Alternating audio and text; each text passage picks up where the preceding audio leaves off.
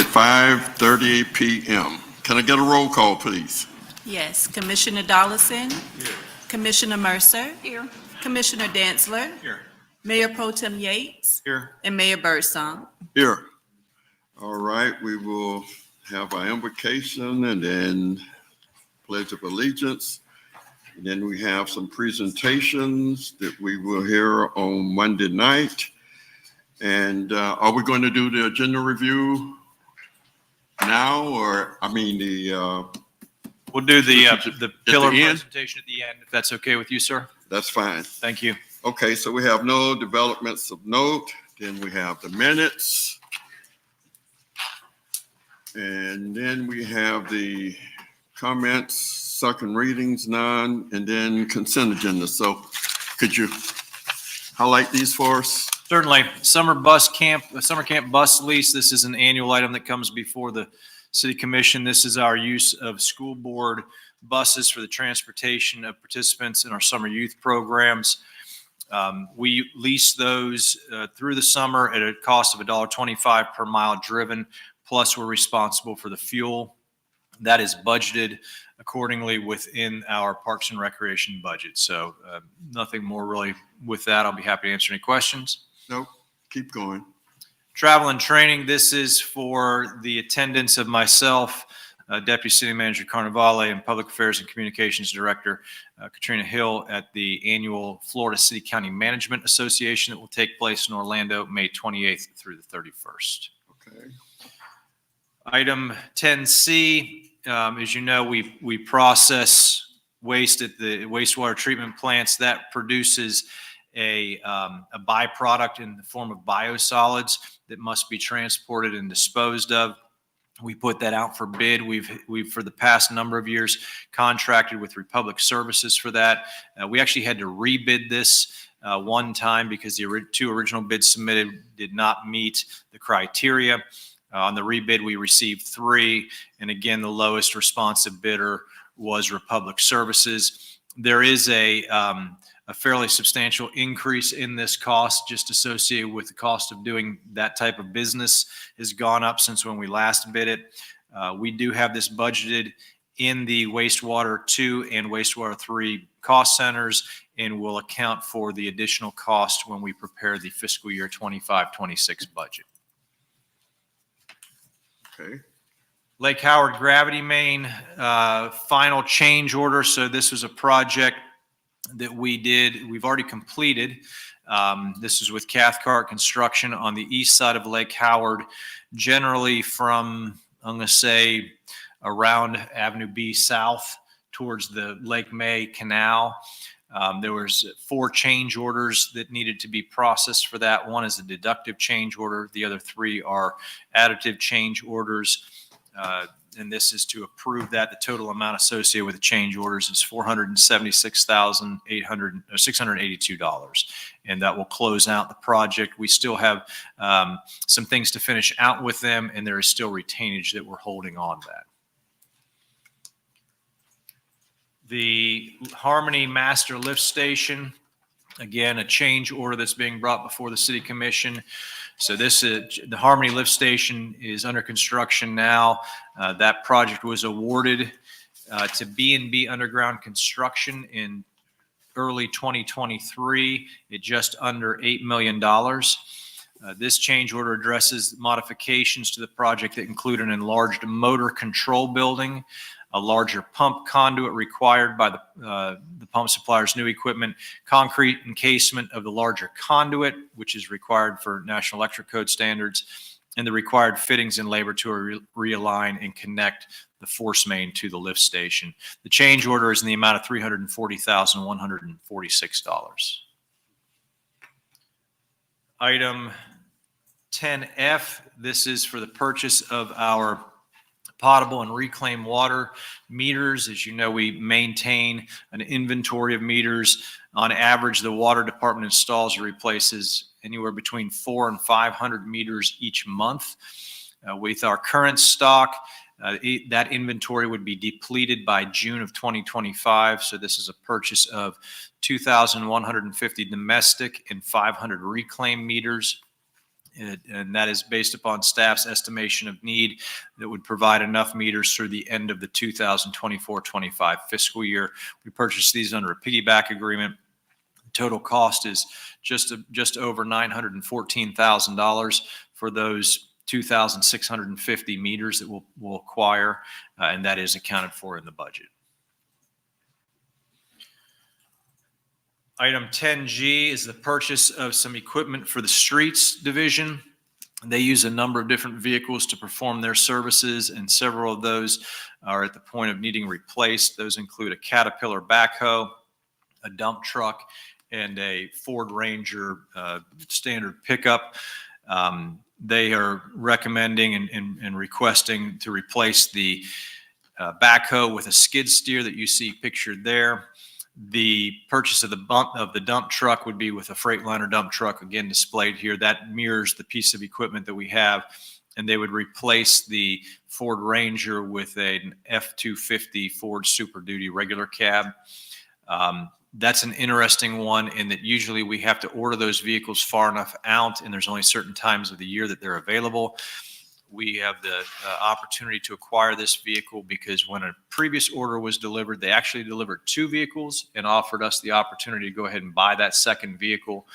Knowing that we had a vehicle that needed to be replaced, it allows us to expedite that faster.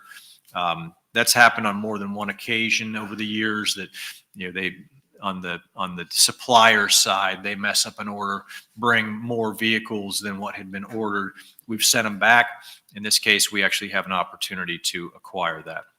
So these are budgeted purchases within the capital depletion fund and vehicle replacement fund. There is a shortfall of just over $15,000, and that'll be covered under the streets operating budget using unspent funds that were appropriated for a bridge rehabilitation project you had just approved for the pedestrian bridges. That came in under budget, so they have funds to cover the delta there. Item 10G is, I'm sorry, that was 10G. 10H is the purchase of a new garbage truck. So as you know, we continuously expand our population and our number of residents that we're servicing. And we budget annually for the purchase in addition of additional vehicles for that service as needed.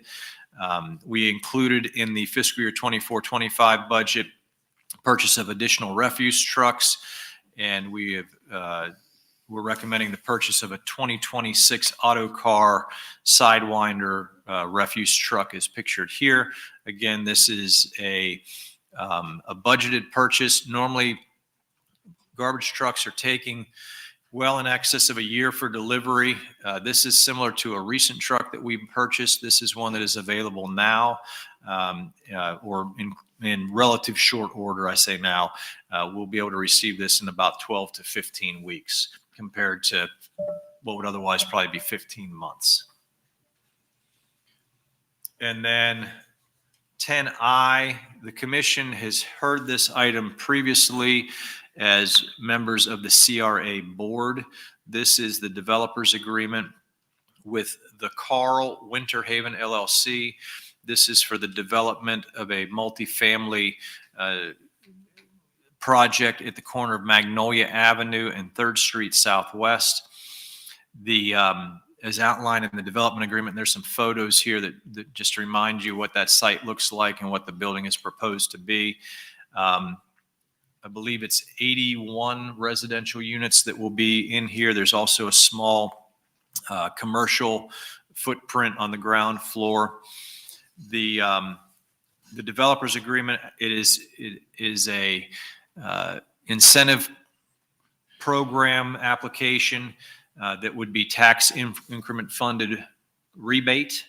They would receive 90% of the project's generated tax increment for the first 10 years, 75% for years 11 through 15, and 65% for years 16 through 20.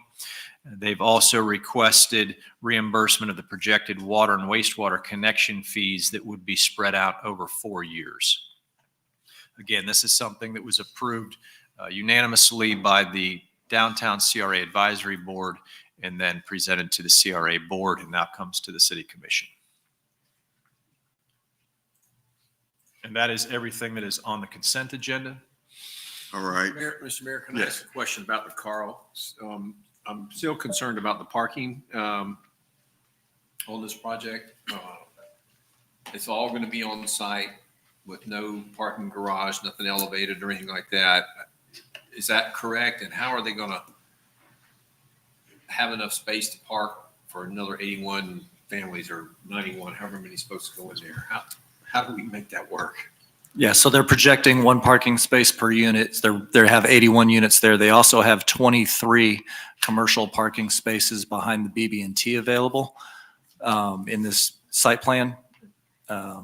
And so at night, when the offices at the BB&T building are vacant, guests can also park there. It's all planned to be parked on site. How's this going to affect, like, Grove Roots and some other people down there? Are they still going to be able to use that parking lot, or? So they still have parking to the south of this property. You can see the image on the far right shows the blue line that outlines the parking boundary basically for what would associate with the Carl. And then there's additional parking that remains to the south. The city is also in early discussions of continuing to identify opportunities for us to enhance public parking in this area, but there is still remaining parking on that property that the private landholder has continued to allow the general public to use. Is there any way you can zoom out on that picture, or is it? It's a static, unfortunately. We can pull up. Oh, that's There you go. good enough. Let me just look at that. Where's Grove Roots? Right there. Okay. Yeah. Well, like everything downtown, this is a great project, but I just have more and more concerns about parking for everybody else. Going to be tough down. It's going to be tight. It's going to be tight. And I hope to be able to present something to the commission in the coming weeks to further address that. I'm not in a position to present really much concrete information this evening, unfortunately. But I do feel that the Carl, the way that they've designed it, they have accounted for their parking needs within the footprint. Oh, I know we wouldn't approve it if we didn't, but I'm just worried about everybody else that's using a lot of that space now. But anyway, go ahead. I'm good. Okay. Continue. Resolution R 2513. This is acceptance of a warranty deed from 610 LLC. So when 610 and their partners developed Bowen Yard, and AJ, can you go to that next image? I believe it is.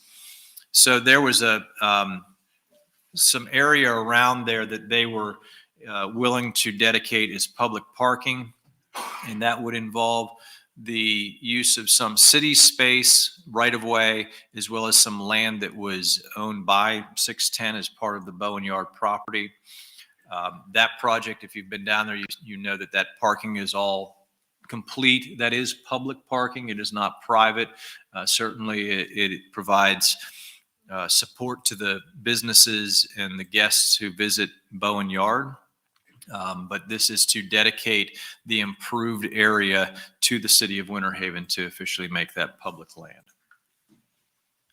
And that was part of the development agreement for that project. Okay, any questions with that one? Any questions? Okay. Resolution R 2514. This is ERPC Peace Creek LLC. Requesting that the City Commission accept improvements and dedications in favor of the city for the plat for Annabelle Estates. So this is going to be south of County Road 653 in Lake Ashton along Old Bartow Road. Includes approximately 95.38 plus or minus acres, 324 building lots and 12 common lots. All the water, sewer, and related infrastructure will be owned and maintained by the city. All the stormwater infrastructure, internal roads, and street lighting will be maintained by the Peace Creek Village Community Development District. The City Commission had approved the resolution R 2508 to plat Annabelle Estates on February 24th of this year. However, certain improvements were not complete at that time. The developer did issue a performance bond to guarantee that completion.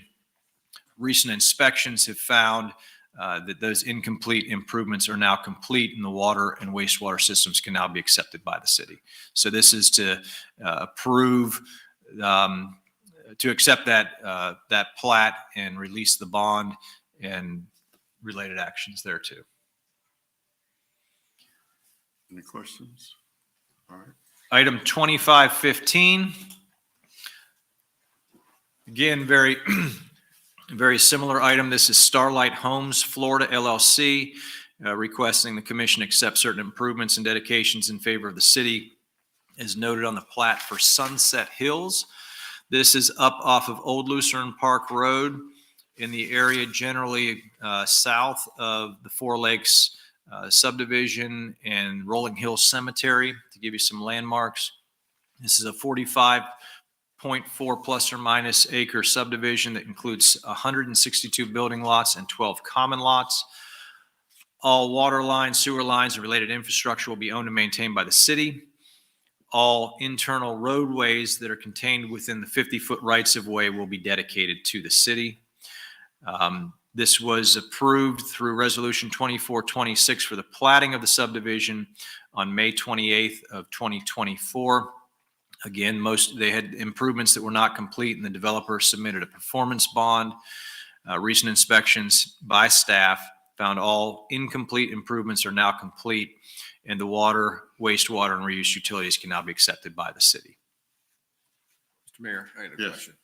This is a question for John. John, generally speaking, just 35,000 feet, when we release performance bonds, what risk are we actually running as a city? And the reason I'm asking, I remember we had a problem over here on Havendale where the cost of the project went way up, and it had been a couple of years, and we didn't have a performance bond, and we ended up having to pay some of the difference. I remember it was a negotiated thing, but it just makes me think, we release performance bonds all the time up here. And I'm just wondering, generally, what kind of risk are we running when we do that? Generally, on the basis of why we are releasing them, very little risk, because the performance bonds are expressly provided to us to guarantee that these incomplete improvements are made.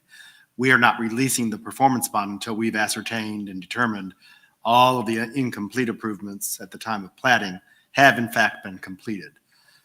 Now, what we get generally is a maintenance bond after it's in service.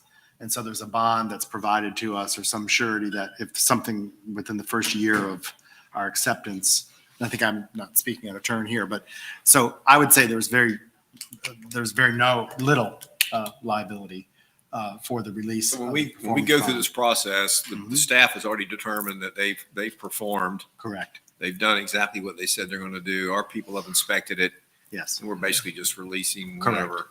It's really ministerial, kind of. Other than Department of Health weighs in, FDEP if they need to weighs in, SwiftMud if they have to, our professional staff. And there's no way we release these bonds too early. No, we Okay. wouldn't release them until we're satisfied that everything is done Okay. in accordance with appropriate standards. Okay, I'm good. And Commissioner Dancer, I can recall, I believe, and John, correct me if I'm wrong, there was one in particular, I think we actually called the bond on with I think it was Traditions subdivision many years ago with a Yes. final lift of asphalt Yep. that hadn't been put down on roadways. Those are the things that, we're making sure that the utility systems are all functioning. They've passed their inspections. The roads are constructed. All that inspection is taking place by our engineering division inspectors while that work is occurring, as well as Gary's has inspectors that are involved in that process as well. And in that Traditions example, that, if you may recall, back then there was a dispute between some of the developers, and it was in arbitration, and we ended up actually making a claim on the performance bond, and Don't remember that. by doing so, that generated some action, and it generated the last lift of asphalt that was then placed on and performed. It generated performance. Why did we not invoke the bond on this deal over here at the church on Havendale? Remember, we gave them permission, and they waited a couple years, and the cost, this was not too long ago. Brian was on the commission, and he talked about it quite a bit. They didn't get it done in like 2 years, and the cost went up I think you're 40%. you're referring to some lift station there on Mr. Gerard's, Yeah, um, Mr. Gerard's property. the property there on 17. Yes. That was not a plat. That was actually a contract. We had a developer's agreement that we had entered into. That wasn't a platting situation. And we have since, I think, because of that situation, we have now taken further steps whenever we enter into these infrastructure reimbursement agreements where they were making improvements to public things that we were going to have to do anyway. And they were doing things, we've now addressed that issue. But we but didn't that- require him to post a bond to do that when we, We did not in that scenario. okay.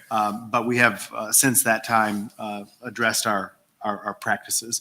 But in that case, it wasn't a plat. It's a little bit different. Okay. I'm good. That's all right. Good questions. Appreciate that. Trip down memory lane. Yeah. Item 11D, this is for property that was recently annexed into the city. This is Cross Tower Project LLC. This project is up off of Kings Road, just to the north of Winter Lake Road. So the owner is requesting final plat approval for the residences at Winter Haven. Actually, the project is called Residences at Winter Haven, 15.6 plus acres. Again, this is a plat approval. I apologize if I said it was a zoning or land use. This contains 63 building lots and 5 common lots. Internal roads that are contained within the 50-foot rights-of-way will be dedicated to the city of Winter Haven. Again, all water, sewer utilities will be owned and maintained by the city, while all drainage conveyances and stormwater management areas will be maintained by the homeowners association. Water service to the subdivision from the Winter Haven water system and wastewater will be treated at Wastewater Treatment Plant 3. The roadway has sufficient capacity to serve the subdivision on build-out. Proposed subdivision is consistent with the comp plan and all requirements of Florida statutes for the platting of land. So this is for the platting of the residences at Winter Haven subdivision. Item 11E, Resolution 2517.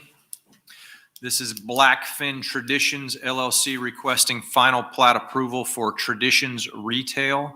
So this is, AJ, if you can go to the map, please. This is almost directly across the street from our fire station number 3, corner of Thompson Nursery Road and Coon Lake Road, Lake Ruby Drive. This is a 5.3 acre subdivision, will contain 3 lots. Tract A will be dedicated to the city as rights-of-way dedication. Water and sewer, or water service to the subdivision is from Winter Haven Water System. Wastewater will be treated at Plant 3. Again, adequate capacity in these systems to serve the subdivision. And staff will recommend that we approve Resolution 2517. There is a gas station convenience store presently under construction. I don't know if it's a Circle K or a 7-Eleven. If you've been out that way, they have their awning up over their pumps and will begin on their building here soon. Mr. Mayor, Yes. can you go back one slide? Didn't we decide to change the name of that road from Coon Lake? to something else? That is something that the commission had brought up, and Eric and I have had discussions on that very recently, as a matter of fact. There are no residences, Eric, correct me if I'm wrong, when we looked at this, there's no residences, no businesses that are associated with that would be impacted from a name change. Usually when we deal with a name change request, that's coming from outside the organization to make that. And they bring Rialto Road is, I think, the most recent one that we could recall that was part of the Villamar subdivision. We can proceed with that, and I've not had the opportunity to delve deep into that with the commission, but what would be a preferred name for that roadway? And then once we have that, we need to verify with the E911 system that does not create any conflict with other roads that would carry the same name. That's certainly an issue that can come about when you're dealing with responding to 911 calls, that responders get sent to the wrong location. I think it's a fairly straightforward action. Eric, can you weigh in on that at all as far as what else needs to happen there? Yeah, so it is just a resolution adopted by the city commission. That road right away has already been transferred from the county to the city. It's city-owned, it's city right-of-way. And so a resolution establishing a new name would be the mechanism. Again, we would have to, there are no businesses or residents who currently are addressed off of that. So there's no notice requirements or anything like that to any property owners who gain access from that roadway. And we would just, as city manager said, we would coordinate with E911, make sure they're okay with our chosen road name, and then pass a resolution changing the name. Well, I, for one, would like to see us go ahead and push this through before we get people out there. And we do have to deal with more people right now. It'd be simple. So let's come up with a cool name and Yeah, we'll work with the city attorney and figure out how best to get input on from you all on what would be a preferred name there. I was giving some thought to that in recent weeks, just thinking of some of the natural features and, what's in that area that would align with the naming for that road. Whether that's lakes or historic, grove operations or Moon some- over Haven. Let's just come up with a name and I just can get that thing changed. I'll share with you, Commissioner Dancer, many, many years ago when I worked for the city of Temple Terrace, there was a similar issue that came up regarding a private road that became a public road. And there was a lot of debate over it, and the road ended up becoming named as Commission Way because the commission got their way in taking control That's of that fine. road. I don't care. It's kind of like Dan's Alley that is right out in front here of City Hall. So certainly if the commission has thoughts on what might be a suitable name for that road, please feel free to share that with me and we'll begin vetting that out. Thank you. Thank you. Maybe something with beehives. I don't know. Yeah. Okay. Next up is a request by TBHG. It's a mouthful, to vacate 4 public utility easements. This is along Wrecker Highway. As you pass 21st Street, headed into the Jan Phil area, you can see the area highlighted in blue there. Immediately beneath that blue line is the railroad corridor. So in 1981, the city was granted 4 15-foot perpetual utility easements of various lengths that totaled just under 3,300 feet. And those were for the construction, installation, and maintenance of municipal water mains. The owner of these lands, TBHG LLC, has arranged for the relocation and abandonment of all existing water mains within those easements and is now requesting the city to release the easements to allow for the construction of the Lake Deer townhouse development. Our engineering division and water department have no objections to this vacation request. As part of the redevelopment of this site, any of the abandoned or inactive water main utilities within that original easement that have been requested to be abandoned will be removed at the developer's expense. New utility easements for the new utilities that will be required for the forthcoming subdivision plat will be included within that plat. Eric, is there anything else with that one that stands out? No, sir. So this, again, some old easements that are no longer necessary, and those utilities will be accounted for in the new development of that townhouse subdivision. Ordinance's first reading. Item 12A, this is ordinance 2511 and 2512, 2512 being a companion ordinance. So this is PTP Real Estate Enterprises LLC, requesting the city assign the neighborhood support future land use and the commercial highway C3 zoning district to a parcel along Sage Road and Carl Floyd Road. This was annexed just this past fall of 2024, and the petitioner is intending to develop this property with a medical office. You're familiar with its location and what's around it. Based upon the size of it being 8.64 acres, the maximum square footage that could be developed under the proposed neighborhood support future land use would be 94,090 square feet. There is sufficient capacity to support water, sewer, and transportation needs associated with this request. Of course, final concurrency determination would be made at the time the property receives site plan approval and is developed. Planning Commission did review this, on March 4th of this year and voted to recommend approval of the request. There was somebody that did speak from the public concerning the access location on Sage Road and potential uses which would be permitted under that requested zoning. Staff, along with the Planning Commission, was able to respond to that. So again, 2 companion ordinances, one for land use, one for zoning. Can you refresh my memory on that one? It seemed like the owner had agreed to allow for an easement along Sage Road for widening or something along those lines. Is that still in play, or was that a promise, or did we ever put that in writing? Our code requires the dedication of right-of-way along an insufficient right-of-way width. And so, yes, they will be required to dedicate right-of-way. Thanks. I think it was not just medical only, it was medical, but also other businesses would be also. I mean, potentially there could be. It's the developer's stated intention to develop a medical office, but it's zone C3, so general commercial would be allowable. I think that was one of the concerns that was raised about that type of other business that would be, that possibly would come in there. And I guess to the subdivision, that was a big concern as I remember.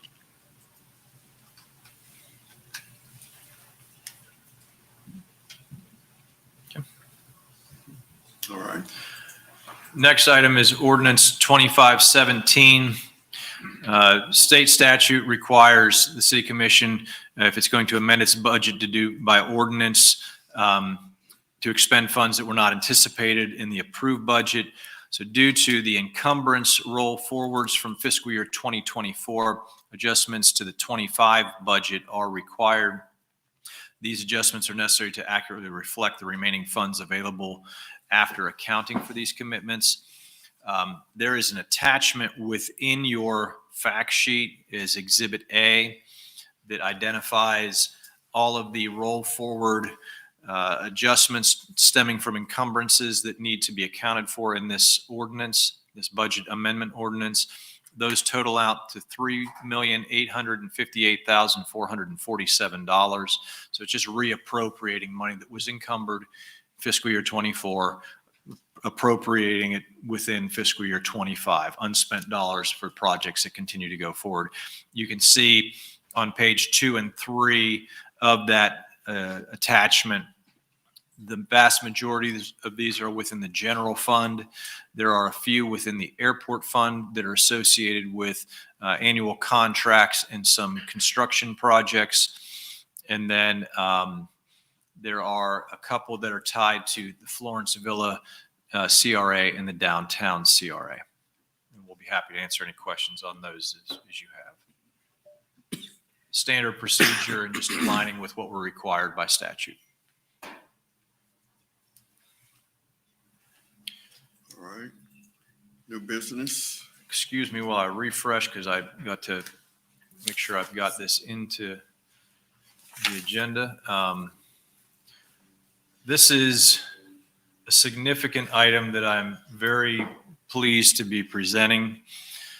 This may take a few minutes, so if you'll bear with me. We have been, for the better part of 2+ years, been working to bring the Logistics Parkway Extension project forward. As you know, we received 2 grants in 2022 and 2023 for this project from the state of Florida.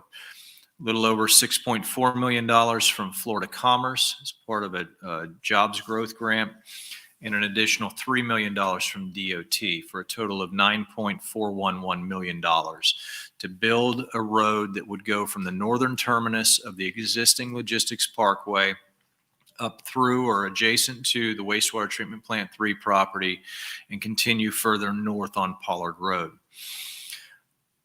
This past June, we completed construction of what is officially described as Phase 2. That was the section from the CSX railroad tracks at Pollard Road all the way down to wastewater treatment plant 3. We provided an update and some images of that within the past few months when we talked about infrastructure. In designing the first phase of the project, which goes from the wastewater treatment plant south to Logistics Parkway, the original design had the road traveling eastward along the northern edge of city-owned property, and then down the easternmost edge of that same property, coming back to the west and tying into Logistics Parkway. This made for a horseshoe type shape of the road. The length of that road, the design features, given the number of curves and turns involved, made that project very expensive. It would also take a significant amount of time to build that roadway. Recognizing the cost associated and trying to ensure that we could deliver a suitable project at the greatest benefit to the residents and at the lowest cost, we sought out a new alignment that would take the road almost directly south from wastewater treatment plant 3 all the way down to that northern terminus. In order to do that, the city would need to coordinate with Florida Can Manufacturing to acquire a portion of their land that was kind of in between the 2 points. So we started working shortly after I became city manager in 2022, started negotiating with Florida Can for that land transaction. Very successful discussions in moving the project forward that involved not only the sale of a little over 4 acres of their land to the city, but also allowed for the amendment of a developer's agreement that was executed at the time they were developing their property. We got all the way up to November of this year, of 2024, and that began to slow a little bit as we came to find out that Florida Can was in discussions with the Ball Corporation to sell that property. That transaction, I believe, was completed in early January. The mayor and I actually had an opportunity as soon as we found out to travel out and meet with the executive team of Ball, who was on site that day. And it kind of put a stop in all progress for that negotiation. With the help of the city attorney's office and our professional team with the city, we continued to push on that. And I'm happy to report that within the last 24 hours, we've gotten to the point where we're ready to present to you purchase and sale agreement. Things don't normally take us almost 2.5 years to execute, but if there was something that could have gotten in the way of this project, it didn't waste any time in doing so. And the team was able to overcome that. At the end of the day, what this will allow for is the city will purchase a little over 4 acres, 4.04 acres to be exact, from the Ball Corporation under the name Florida or FCM, Florida Can Manufacturing. When Ball bought the company, they actually bought the stock interest, so everything will still appear under FCM or Florida Can Manufacturing. So we will acquire that acreage at $105,000 per acre. That is a price that we agreed to when we first started negotiations back in 2022.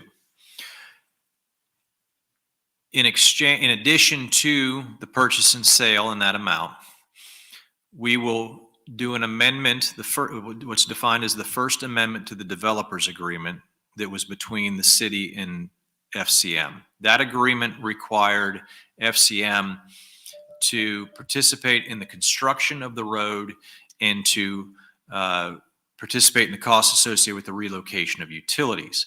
However, it was clearly contemplated in that developer's agreement that if the city was able to secure funding for that construction, that would be amended to release them from that obligation.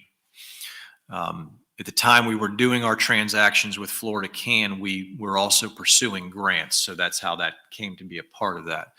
So this First Amendment addresses removing that language from the developer's agreement. And that is consistent with what the intent was all along. The developer's agreement also outlines some more technical aspects that probably the most salient, in my opinion, is that anticipating potential future development and expansion of the Florida Can property, our roadway design will contemplate, I believe it's 2 roadway curb cuts and driveway aprons to accommodate future access points. The third piece to this transaction is a right of first refusal and an option agreement in favor of Florida Can. Recognizing that by selling us a piece of their land, that has a direct impact on future development of their property to the east of where they are now.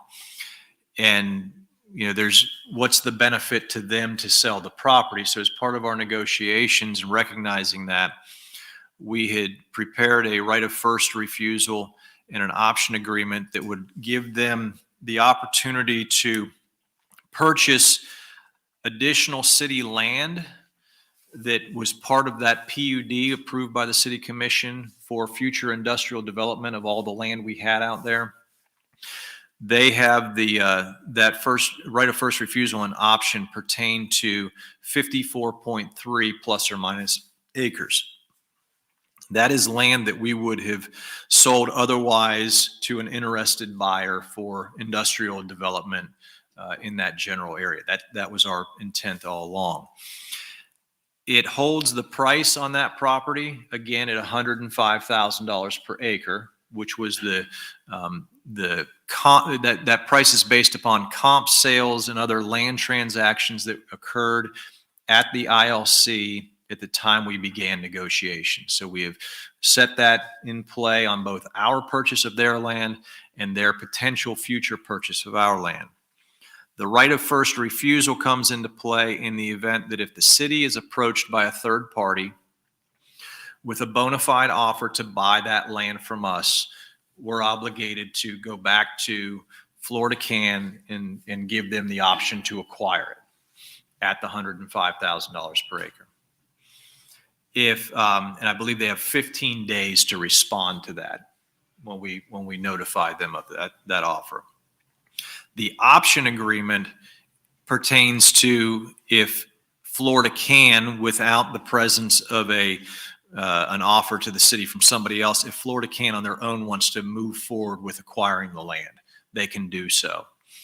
Both of those options are for 5 years from the date of execution of the agreements. So basically, it provides an opportunity for them if they see the need or they have a desire to see that land further developed in industrial uses, which is what we want. That is exactly what the city would like to see happen there. That was the intent of the PUD and the actions taken by the city to dispose of that property and make it available. That's what led to Florida Can's initial investment on that property. So it's very consistent with that. Doesn't mean that Florida Can gets that land for free. In fact, if they exercise the option, the city will receive $5.7 million for that land transaction. Again, this has been an extremely complicated effort. I would say that this has been, for myself, and Bruce is here somewhere, I think he would agree, and certainly John Murphy and Drew Crawford from the legal side, this has been one of the heaviest lifts that I've certainly ever encountered. A lot of sleepless nights of trying to get this to this point. And, we're grateful that we've gotten here and Ball has been willing to carry forward the negotiations that we worked so hard on with FCM, recognizing the benefit it provides to the city, the benefit it provides to them, and the benefit it provides to the rest of the ILC is this roadway becomes a corridor for workers to access the entire industrial park there, whether it's part of the ILP, the ILC, or the properties that develop on the city land. So the intent is, the request or the recommendation is for the city commission to approve all three agreements, which is the agreement for sale and purchase of real property. That is us buying 4.04 acres from Florida Can. The First Amendment to the Developers Agreement, which addresses obligations that were included originally in the Developers Agreement, which no longer would pertain. The right of first refusal agreement and the option agreement. And then to authorize me to carry out any other actions related thereto. We are still putting the finishing touches on a few of the exhibits that are part of these documents. We've been working on this pretty feverishly over the past 72 hours to get everything fully buttoned up. So there may be some slight changes to exhibits, nothing substantial. These are, just cleaning up little things here and there that need to be as such. And if that is the case, that those need to be done, those documents will be appended prior to Monday evening. We have sent these back to Ball as of today and to our counterparts there. The hope is to get all the necessary signatures, noted as such, and wet signatures, returned back to the city prior to Monday. And we will execute the purchase and sale agreement pending favorable consideration by the commission. And I'm going to ask Drew to correct me with a nod here if I have this wrong, but I believe the amendment to the developers agreement, the right of first refusal, and the option agreement would be documents that are part of the purchase and sale agreement, but would not be executed until we actually get to closing. Or we'd hold them in escrow. Or we'd hold them in escrow. Those would be, again, so that all four documents go together. It is a suite of documents. Everything has to go forward in order for the transaction to occur. We anticipate and fully expect to be able to close on this on or before May 30th of this year. As for the project, we have continued our design efforts, continued our permitting efforts, and it's my understanding that we will be ready to put that project to bid immediately. This is one of those time is of the essence projects that we have grant obligations that we have to fulfill. We have fulfilled the financial obligations assigned to the city by Florida Commerce when we completed that phase 2 portion last June. We now we're on the clock with FDOT to complete the financial obligations there. And then both of those tie back to certain performance and outcome requirements with jobs generated and the like. So that's a mouthful. Again, very significant project at the end of the day and land transaction. I can say with all confidence that no stone was left unturned in trying to make this happen. At the end of the day, it reduces, I think this is probably the part I left out that may be the most important part. The original cost estimate for that road to take the long way around was in excess of $21 million. The projected engineer's estimate of probable cost as of today, which we're at 85% design documents, is about $10.5 million. So we're cutting the cost of the project in half by being able to do this transaction. And hope, I think ultimately it leads to the further development and investment from the private sector in future industrial development in that general area. Any questions? I just have one question, T. The parcel that they have the right of first refusal, the per acreage cost that we've locked in is compared to the potential acreage costs out there now. is, do you know what that is? It's going to be less. It's certainly going to be less. As other transactions have occurred out there, certainly land values have gone up. That's a benefit to them. And we recognized that at the time we began the negotiations. We didn't think it would take us 2.5 years to get there, but it's also pertains to the cost of the land that we are buying from them. Right, right. So really and truly, we're saving about 10 million. And even if we sold that, I mean, It's would it bring 10 million? I don't think so.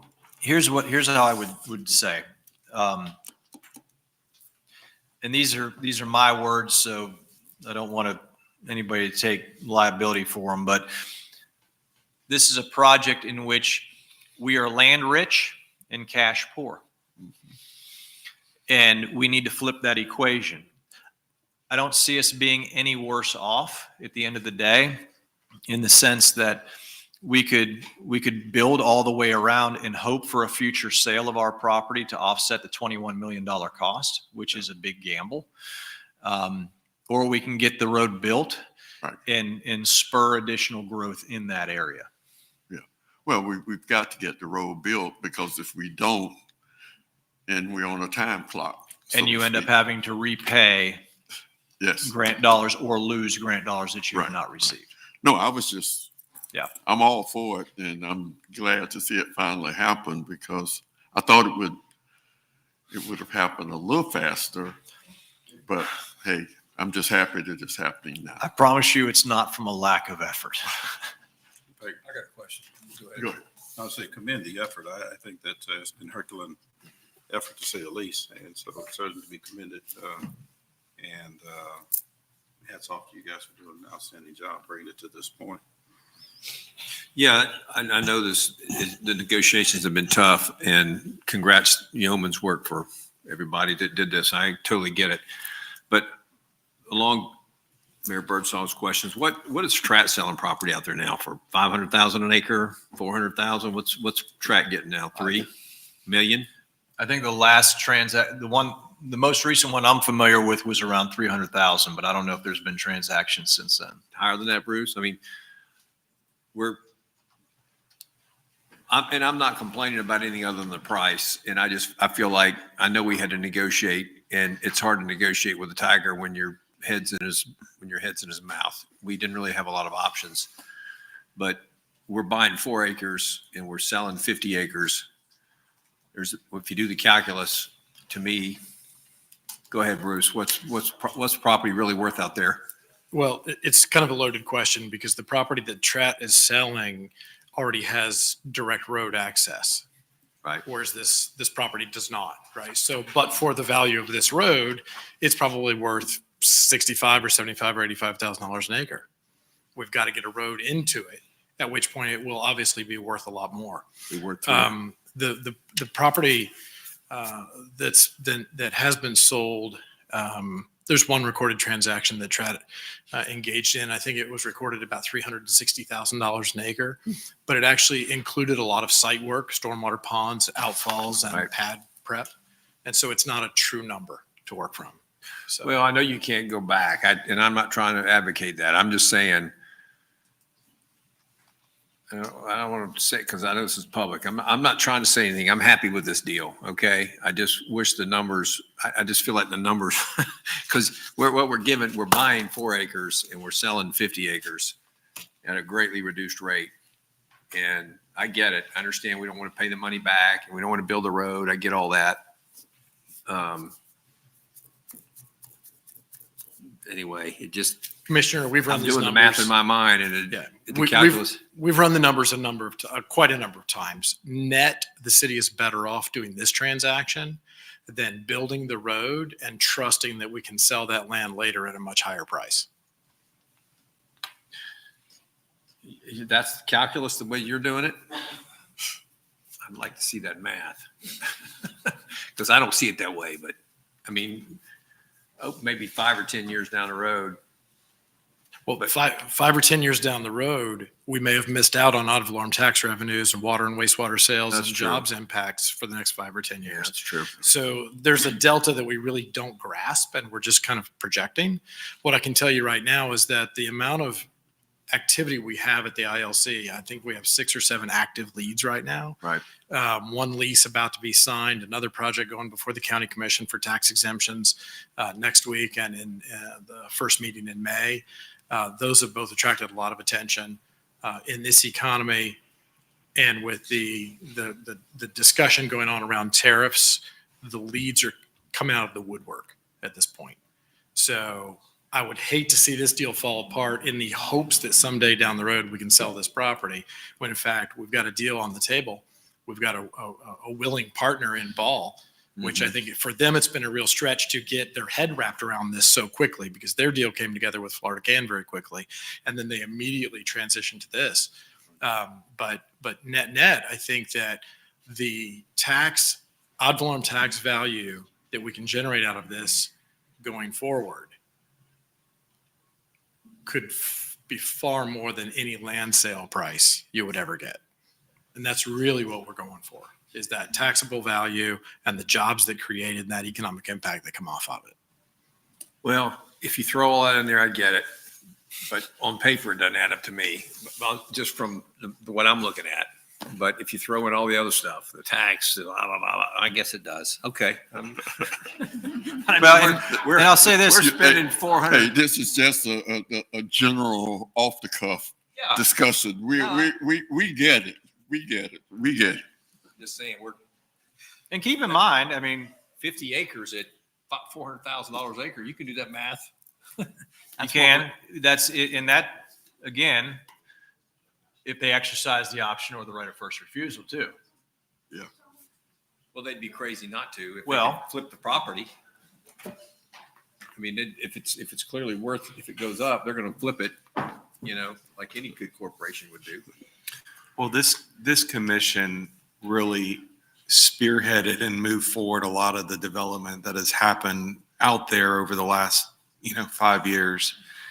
And so I think this only perpetuates that same growth by having this deal put together. So you may get, some incremental gain now if you wait down the road, but I think you lose more than what you may gain. And that so long this property out there sat at nothing until some movement happened and some things changed. And now all of a sudden you've got 1 million square foot building built on spec out there and so many other things. So I think this deal really keeps that growth and momentum moving forward.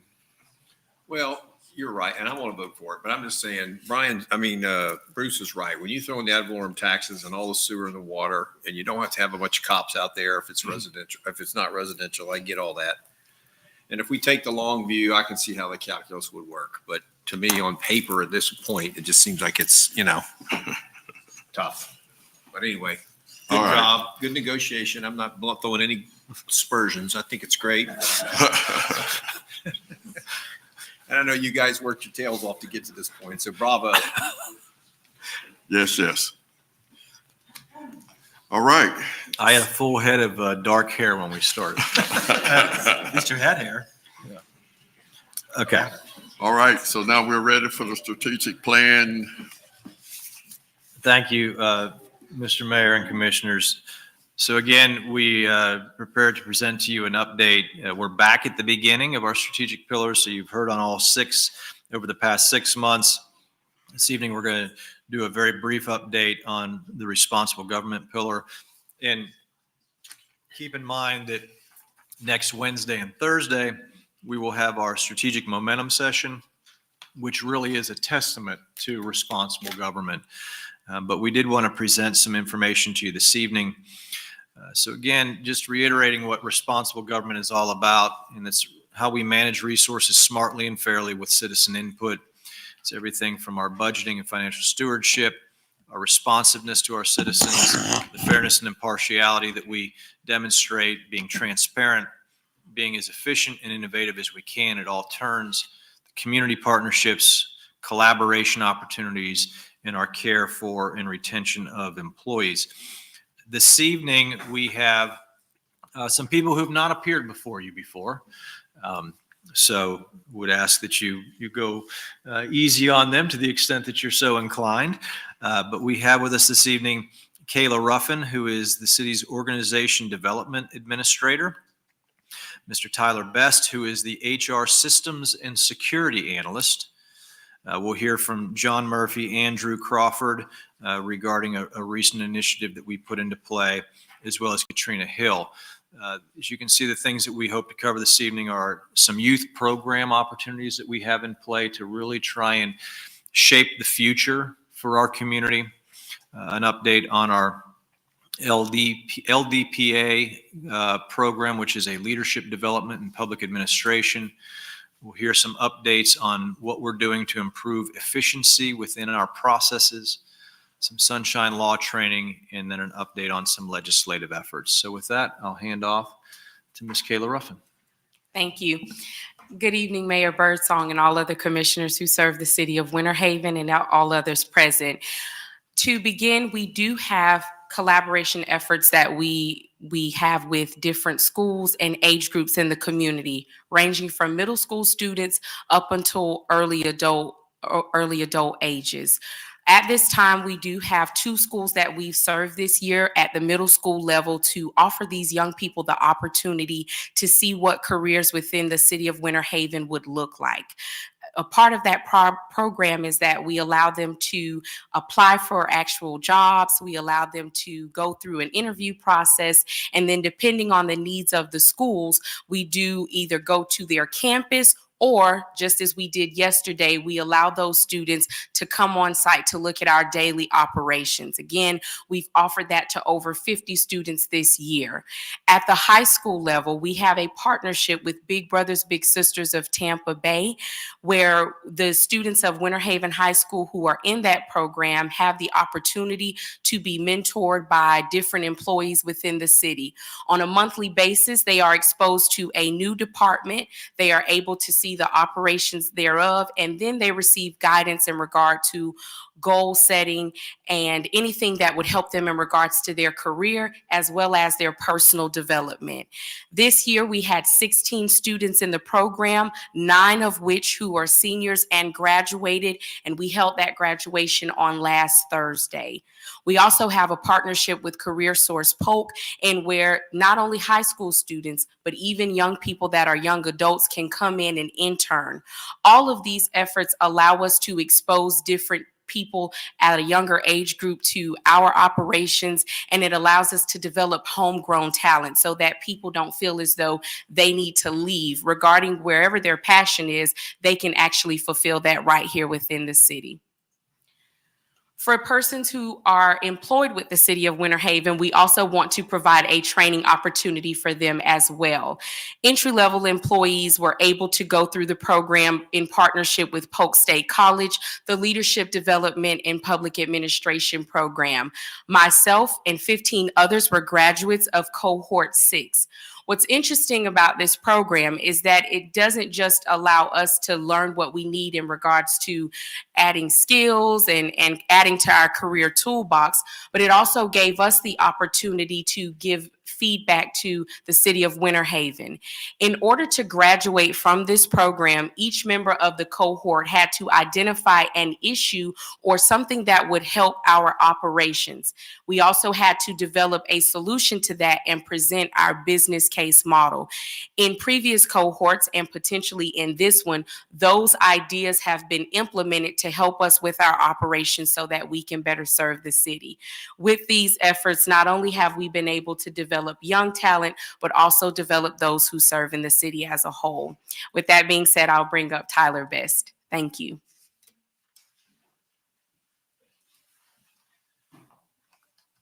Well, good evening, Mayor Birdsong and fellow city commissioners and all those in attendance. So my big thing today is going to be efficiency and how we were able to create some digital forms and speed up some processes that we have here in the city.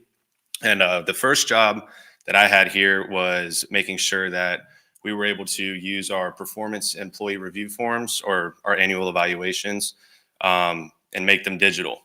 The last process, it was very long, and people would have to pass the paper versions from desk to desk throughout the city. It was very difficult to get them done timely, and even had some get lost and caught up in paper trails and whatnot. So with this new digital form, now we can create them and have them processed all the way through the city manager's office within a few days compared to a few weeks or months. We've had great feedback from all of our city employees. Well, some of them, I know some of them behind me aren't too happy with it. But we've been able to have that. I've currently also released a personnel action form, which deals with all things jobs within our city for our city employees. And I'm currently working on our CDL and educational assistance applications, along with our travel and training form, and then our personal requisition forms. I'm hoping to release 3 of them on Monday, so that way we can get those out and also being processed as well. The next thing that we are using is UKG, which is our time management system. It also has a cool feature that we can use for our applicant tracking. We are currently testing it out, and it's very early beta access right now. What it'll be able to do is make sure that we are able to track all of our applicants throughout the city who are applying, and it'll increase the efficiency for citizens applying as well. The main thing that we are testing out, though, is to maintain the integrity of our city and make sure that we stay true to our equal employment opportunity title. With that, I'll bring up City Attorney John Murphy. Real quick, Mayor and Commissioners, I just want to comment on what Tyler presented, and it may seem the significance of it may not fully come across there, but these are historical processes that have been just paper heavy. A lot of moving things about. He said it right. You know, you have a employee review that goes through maybe 5-6 different people. And when that's a paper form, that means our amazing courier, Tracy, is picking that up from one place and taking it to the next. That gets processed, goes to the next. It can take a significant amount of time. We've had employee evaluations that have come through this new process and gone from when they were first initiated to when they were finally approved, and everyone's final approval is with me. Those have happened in 48 hours or less. That was unheard of before. The number of applications that we get under this UKG process, the receipt and review and organizing and dissemination of that, if that's not an efficient process, we lose applicants. People don't want to wait. We've got to be as efficient and as timely as we can with that. And these are things that I know Sean Dykes, our HR director, has envisioned. How do we get this stuff done? And has been working tirelessly to do it.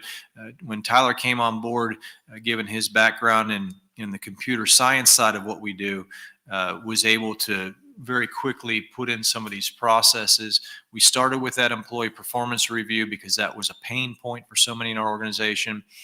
And we have been able to quickly pivot to other processes that we have in play now that have made this so much more efficient and so much more user-friendly, whether you are the person doing the approvals or the applicant or the employee who's getting the review. A very significant advancement in how we do HR.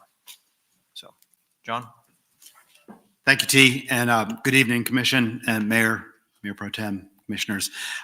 With me is also my law partner, Drew Crawford, who has greatly facilitates and assists in many things, not the least of which was the new business item that we've just discussed in some detail regarding the Florida Can Manufacturing and the Pollard Road extension. So I just want to publicly state how appreciative I am of Mr. Crawford and his efforts in conjunction with all of the great leadership that T. Michael and staff have. Drew, if you want to come up, Drew has been instrumental in administering sunshine law training. We've done 3 sessions, as you can see. We've had about 66 attendees.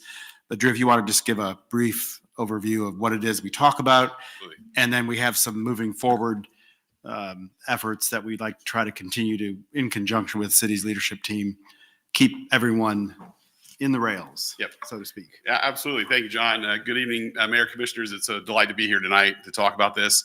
We're so happy to have done this training. We've received 66 folks that are your appointees to your boards who have come, citizens who take time out of their evenings to come and hear about the Sunshine Law and how better they can serve the community.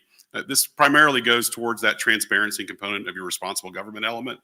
And that's really what we focused on, the transparency components of the Sunshine Law, transparency components of the Public Records Act. We also talked a little bit about board ethics as well too, just so that they have a flavor for that and can understand that some situations may put them in positions that might not best serve that transparent, responsible government that we're looking for. The sessions were short, relatively short. We did it about, what was it, a half hour, about an hour, give or take. Yeah, we were right on the nose, about an hour. And they were received very well. There wasn't a meeting we held that 3, 4, or 5 people didn't come up and, tell us thanks and talk about their personal situations and sort of what they've seen in their board, in the life of their board. So we really thought the program went off well. We're very thankful to the city manager for asking us to do this for you guys. And I think the next step that we're going to take, we're going to look forward to giving this training session to staff members as well. Those who are potentially involved in shepherding those boards or dealing with those boards, so they understand how best to help their board members. And really for staff to understand too, that there are obligations that we need to take in order to help facilitate your obligations in complying with the Sunshine Act. So it's a really great program. We're super happy to be asked to present it. It was really, really good. And commissioners, again, you have, gosh, I don't know how many boards and committees and the like that serve you. CRA advisories, airport advisory, library boards, tree boards, lakes advisory committee. There's pension boards. A lot of times those are citizens who have expressed an interest and say, I'd like to serve on this. You all run for commission. You go through ethics training as part of that. You understand how sunshine laws pertain to what you do. You experience it every 2 weeks when you appear here for your meetings. You know what you can and cannot talk about outside of this when you're engaged with each other. Lay citizens don't know that. And certainly we don't want to have them step into a situation where, out of just an ignorance of the law, an unfamiliarity with it, engage in some dialogue or some action or some documentation that ends up, in a puddle of hot water, because that's a reflection back on all of us at the end of the day. It was great to see the planning commissioners here, all these people that we work with day in, day out, participating in this. And I would say that every one of them walked away with, I'd say, certainly new information, as well as a new appreciation for how seriously we take the Sunshine Law and its applicability here in the city of Winter Haven. Absolutely. And as well, we should, because at the end of the day, we are the top of the citizenry and the entire organization, and the credibility and the just the veracity of our organization depends in large part upon complying with the laws that we discuss. And so it was very gratifying to be able to provide that education, and we want to continue to do that. So it's something that we enjoy doing, and we will continue to do. And we thank you all for giving us the opportunity to do that. Thank you, John and Drew. The last item we wanted to provide for you this evening was a brief update on our legislative efforts. Obviously, session is still very active, and we're trying to monitor bills as best we can. MJ and I spoke earlier today. This is the really bizarre time of legislative session. When it starts off, you have all the bills in front of you and you're trying to sort through them. As they make their way through, they're all traveling different pathways, and trying to figure out where they are is juggling cats. It truly is. I mean, they're all over the place. Some things have stalled in committees. Some things are getting appended to other legislative items to move them forward. We are nearing the end, but we're nowhere near the end. So with that, I'll ask Katrina to give us a brief update on legislative efforts. Good evening. So, as T. Michael said, we're in week 6 of 10 of the Florida legislative session. Right now, it's slated to adjourn on May 2nd. If you recall from our time in Tallahassee, our presentation from the Florida League of Cities, kind of when you're past that halfway mark now, right? So committees should be kind of wrapping up, but things are still moving fast and furious. So bear with me. I have some notes because some of these bills that we're tracking moved today. So I want to give you the most updated information I can. Starting with Senate Bill 180, this one is on emergency preparedness and response. This actually passed the Senate unanimously this afternoon with an amendment that appears to mirror another bill that we were tracking on stormwater management. So we still need to dig into that a little bit more, but those that did pass, and we'll come back to you with more details on the impact of both of those. Katrina, real quick, on that stormwater bill that she's speaking of, you received a copy of a letter that I sent to Senator Burton last week expressing our strong opposition to that bill because it creates an unfunded mandate for municipalities. That is the bill that was amended into this emergency management bill. So that is something we need to dig very deep into and see what impact that's going to have. It's a significant change to what we do on an annual basis for stormwater. Yes, sir. Senate Bill 1242 and the House Companion 991 on community redevelopment agencies. This is the bill that seeks to sunset all CRAs by 2045 and prohibits any new projects in the CRA as of October 1st. This is in the Rules Committee, which is its final stop on the Senate side. That committee is chaired by Senator Passidomo, and it has not been put on that agenda yet. She expressed in the last committee that she wanted to do a pretty big overhaul of it if she was to move it forward, and we haven't seen that one move yet. And it's not moved on the House side in quite some time either. So we're hoping that that one just sits and stays. Senate bills. Again, there's a lot of questions with that. You know, there's a lot of unanswered questions, and I believe that's what Senator Passidomo's position is. That would be extremely detrimental to any community that has a CRA. And we have communicated on that on multiple fronts and will continue to do so. Senate Bills 1196 and House Bill 503, that's on local business taxes. These set a baseline for how much you can collect through the BTR process as what we collected in fiscal year 2024 and requires a reduction of fees or refunds if you exceed that amount. The Senate bill has not moved to any of its committees. The House bill did move through 2 committees, but it has not been placed on the agenda for its 3rd and final committee yet. So we're keeping an eye on that one. The stormwater bill, this was Senate Bill 810. It didn't have a House companion, doesn't have a House companion.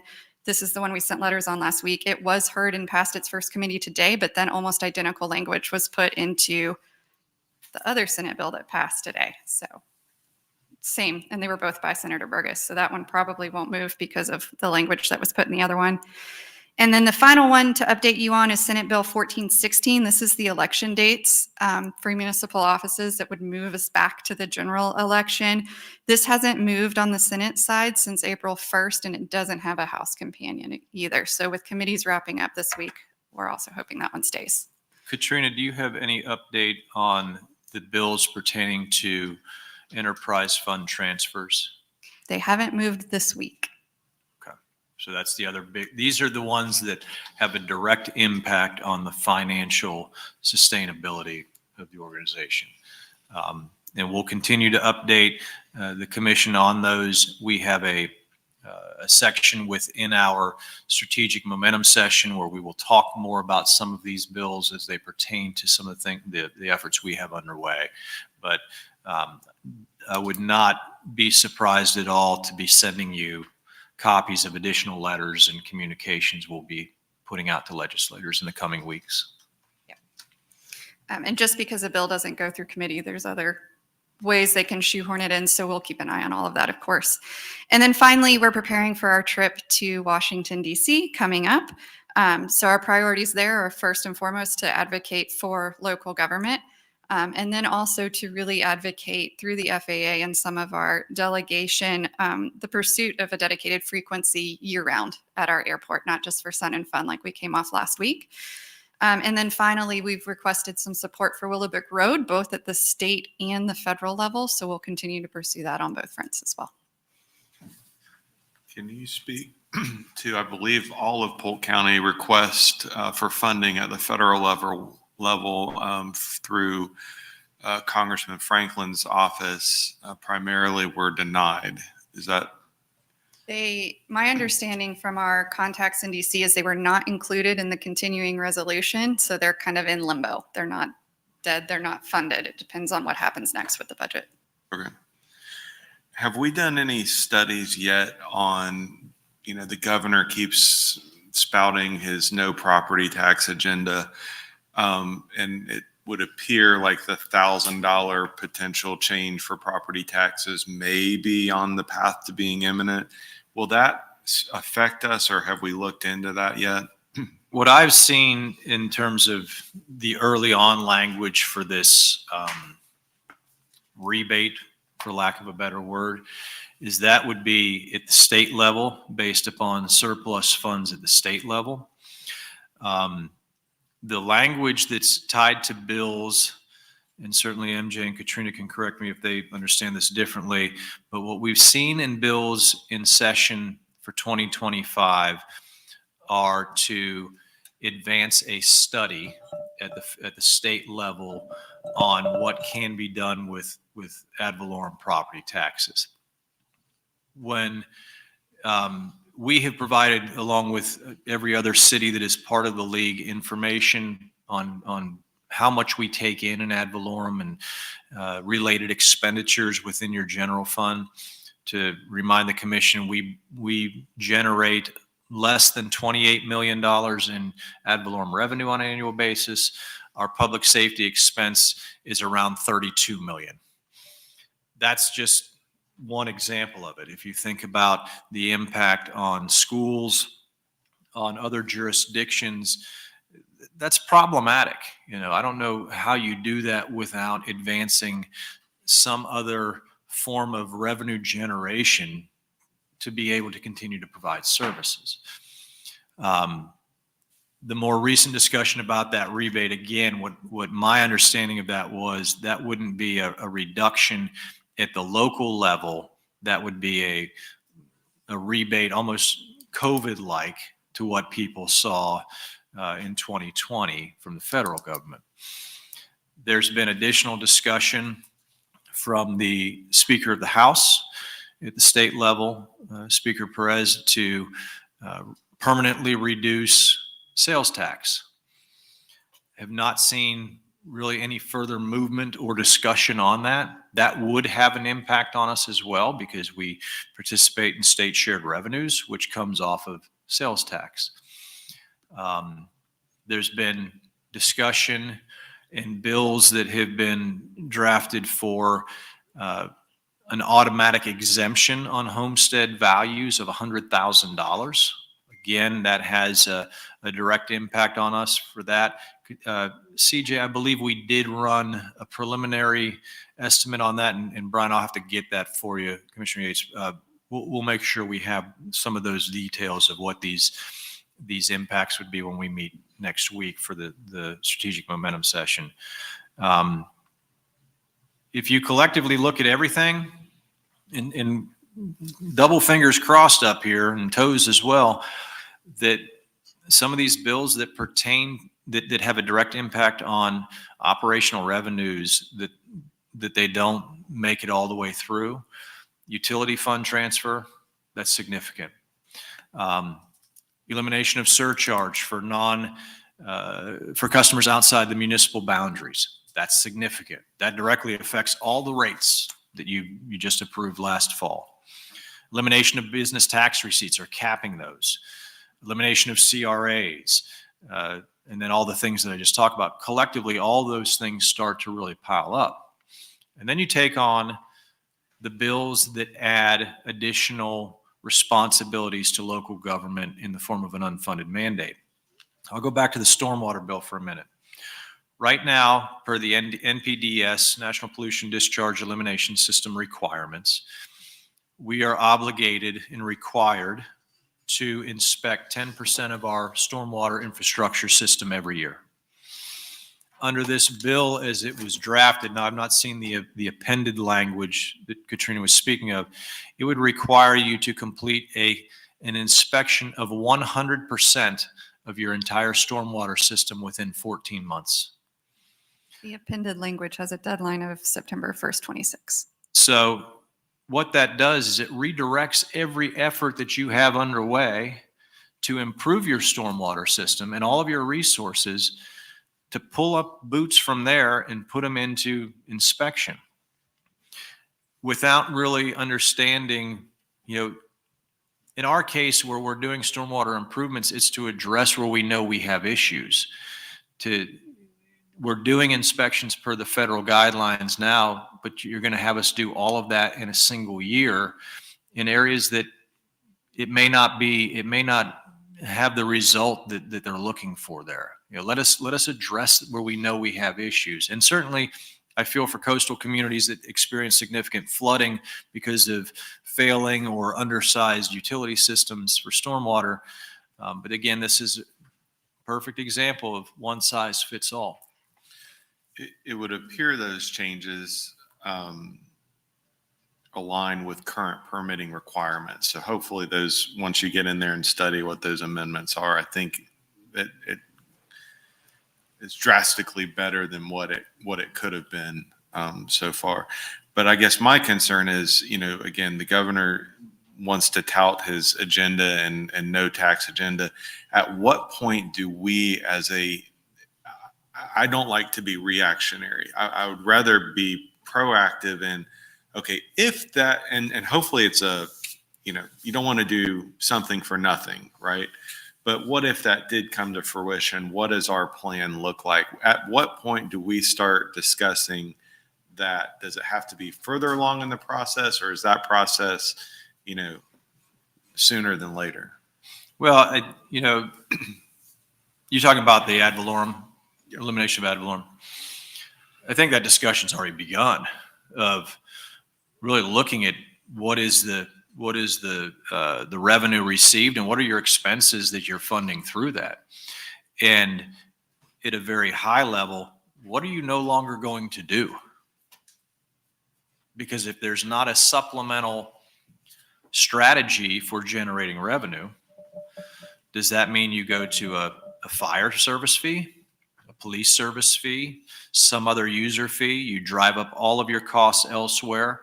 Because if you don't have the funds to do, and again, 100% plus of your ad valorem is consumed by public safety.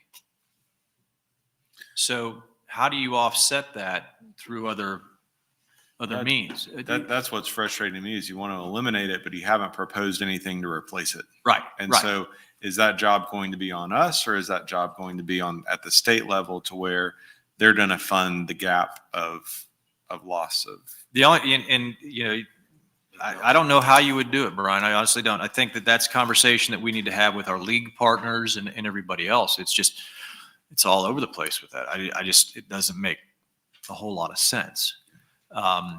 Because the only way off the top of my head that I think you could do that differently was if you went into, in the case of fire, a fire service fee that you're going to charge to every property. That's just shifting. Right. And what that's doing is the state saying, my words, no one else's, and I'll probably get smacked for saying this by somebody, but not in this room, but outside, maybe in Tallahassee. It's the state saying, we're going to issue a tax break to everybody. And it's up to the cities to figure out how to tax them some other way to make up for what we took away. We're going to be the good guy, and you guys are going to have to be the bad guy. This doesn't work.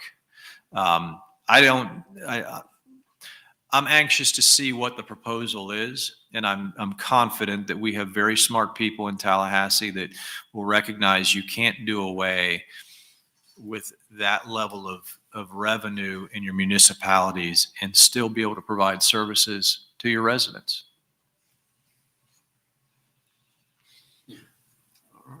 The other thing, and Katrina didn't touch on this, but we'll talk more next week, but we're very mindful of what's happening at the federal level too.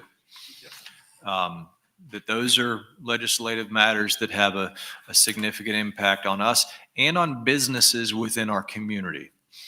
And I've had a number of business owners reach out that are dependent upon materials and supplies from outside domestic borders and are very concerned about what the future looks like based upon tariffs and the like. Certainly impacts on the markets. Commissioner Dancer, I'm sure, could give us a lecture and a great lesson on what to do in the market case. But those things we often think about, what does it do for your own retirement savings and the like? We have 3 pensions that are defined benefit pensions: our former general employee pension, our police pension, our fire pension, that we're responsible for making up the shortfall when the market doesn't perform well. And so we're being very conservative in how we look at the forthcoming budget because of those things. We've had to do more advocacy work this year on all of these matters than I think we've ever had to do. It did recover nicely today, though. I hope they bought yesterday. Hope they did a lot of buying yesterday. They'd be smart today. And with that, again, we will be going to DC. I did want to share with you that I have extended an invitation on our DC trip for General Jake Palumbo to join with us as we meet with the FAA. He has graciously agreed to that. He is a member of our Airport Safety Committee. That is an important delegate to have with us as we try and advocate for those safety improvements at the airport. So we'll provide some more on the agenda for that going forward. Your next update will be on May 7th. And at that point, we'll return to the discussion of community safety and hear more about what's happening in that arena from our Safe Neighborhoods folks, police, fire, water, and IT in the area of cybersecurity. With that, that concludes our presentation. All right, thank you. All right, then we'll have liaison reports and city attorney, city manager, deputy city manager, and city clerk. Then emergency matters not received for the agenda. So now we're down to adjournment unless there's something else. So moved. We stand adjourned.